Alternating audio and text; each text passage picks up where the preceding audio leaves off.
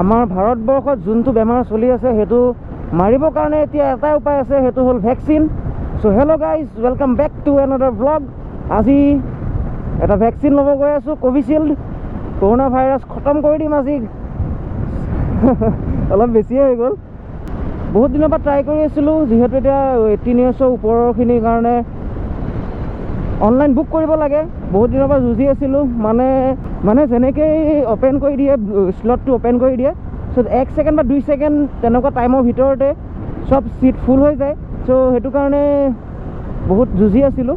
আজি ফাইনেলি মানে কালি মই বুক কৰিলোঁ 4টা বজাত, আমাৰ ইয়াত যিহেতু অ'পেন হয়, 4টা বজাত বুক কৰিলোঁ। আজি 11টাৰ পৰা টাইমিং আছে, আৰু মোৰ লগৰ এজন আছে। আমি দুজন গৈ আছোঁ, বেলেগ বেলেগ বাইকত গৈ আছোঁ, একেলগে যোৱা নাই। কাৰণ যোনটো নিয়ম বান্ধি দিছে সেই নিয়মৰ মতে চলিবতো লাগিবই। সেইটো কাৰণে দুখন বাইক লৈছোঁ। মই এখন চলাই আছোঁ, সি পালচাৰ 150 আহি আছে। বহুতে কৈ আছে যে কিছুমান চেণ্টাৰ আছে তাত প্ৰথম ক'ভিড টেষ্ট কৰিব, তাৰপিছতহে ভেকচিন দিব। ত' প্ৰথমতে এতিয়া ক'ভিড টেষ্ট কৰে নে নকৰে এইটো চেণ্টাৰত গম নাপাওঁ। ত' সেইটো চাই লওঁ কি কৰে বা। আৰু মই 2বাৰ অলৰেডি ক'ভিড টেষ্ট কৰিয়ে থৈছোঁ, আৰু এবাৰ কৰিব লাগিব চাগে। একো নাই, এতিয়া প্ৰথম ক'ভিড টেষ্ট কৰিব লাগিব। তোমাৰ কেনেকুৱা লাগিছে?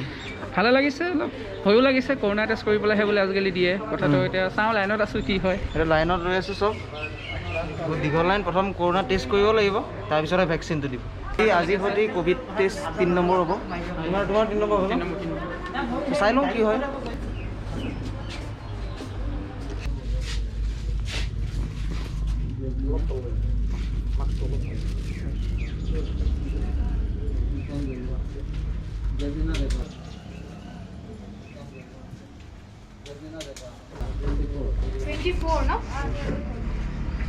ক'ভিড টেষ্ট কৰা হৈ গ'ল। এতিয়া প্ৰথম এণ্ট্ৰি কৰিব লাগিব, ভেকচিনৰ কাৰণে এণ্ট্ৰি কৰিব লাগিব। Samiran Hazarika, mobile number 700 132 Hazarika. নাই এইটো নম্বৰ নহয়, বেলেগ এটা নম্বৰ কৈছে। এইটো বেলেগত কৈছে মানে 7778। আৰু পান কাৰ্ড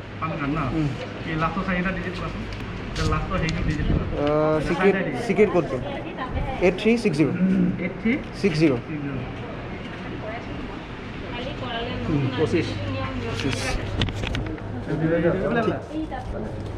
ঠিক আছে, থেংক ইউ।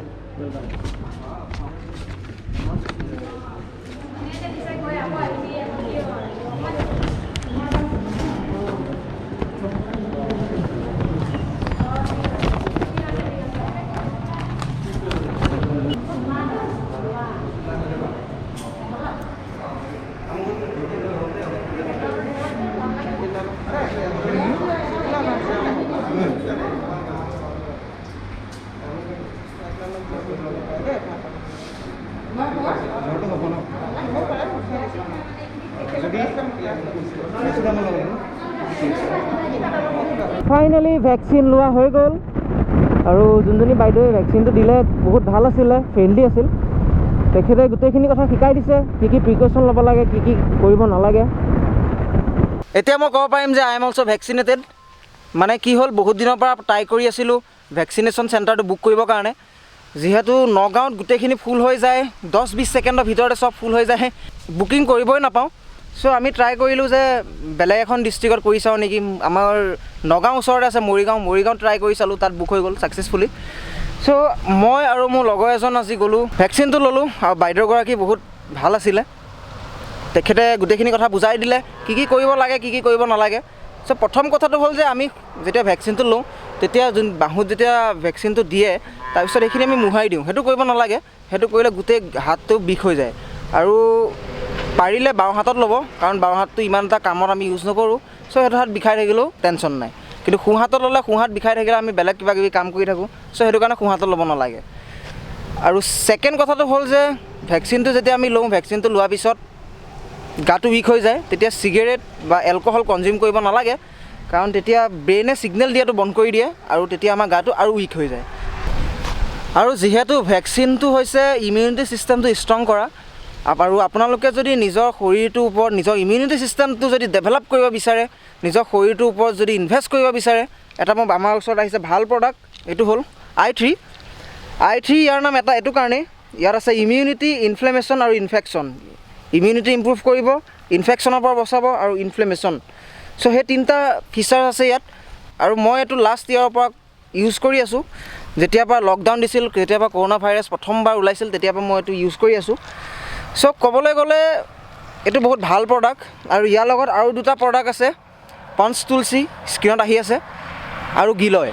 আৰু ইয়াৰ লগত যদি সেই 2টা প্ৰডাক্ট যদি আপোনালোকে ইউজ কৰে, তেনেহ'লে সোনে পে সুহাগা হৈ যাব। এইকেইটা প্ৰডাক্টৰ লিংক ডেছক্ৰিপশ্যনত থাকিব। যদি আপোনালোকে নিজৰ শৰীৰটোৰ কাৰণে ইনভেষ্ট কৰিব বিচাৰে, নিজৰ শৰীৰটোক যদি ভাল পায়, তেনেহ'লে লিংকত যাব, লিংকত গৈ পেলাই বস্তুটো কিনি ল'ব। আৰু যদি ফাইনেন্সিয়েল প্ৰব্লেম আছে, তেনেহ'লে কোনো কথা নাই, খালি মাস্কখন লগাই ৰাখিব, ছ'চিয়েল ডিষ্টেঞ্চটো মেইনটেইন কৰি ৰাখিব, আৰু লগত এটা চেনিটাইজাৰ লৈ থাকিব। আৰু ভেকচিনটো ফ্ৰী দি আছে, ভেকচিনটো ল'বলৈ চেষ্টা কৰিব। যোৱাৰ আগে আগে এটাই কথা কওঁ, ভেকচিনটো লওক, ছাইড এফেক্টছৰ কাৰণে ভয় নকৰিব, কাৰণ ছাইড এফেক্টটো আজি থাকিব, কাইলৈ গুচি যাব। কিন্তু এবাৰ যদি কৰোণা ভাইৰাছ আহি যায়, সেইটো বেছি ডাঙৰ ডেঞ্জাৰাছ চিটুৱেশ্যন হ'ব। এইখিনিয়ে কথা, আজি ভিডিঅ'টোত ইমানখিনিয়ে। আকৌ লগ পাম এনেকুৱা এটা নতুন ভিডিঅ'ত। এইটো ভিডিঅ' লাইক কৰি দিয়াৰ কাৰণে, লগৰ সমনীয়াসকললৈকে ভিডিঅ'টো শ্বেয়াৰ কৰি দিয়াৰ কাৰণে, ছাবস্ক্ৰাইব কৰি বেল আইকনটো প্ৰেছ কৰি দিয়াৰ কাৰণে আপোনালোকক অশেষ অশেষ ধন্যবাদ।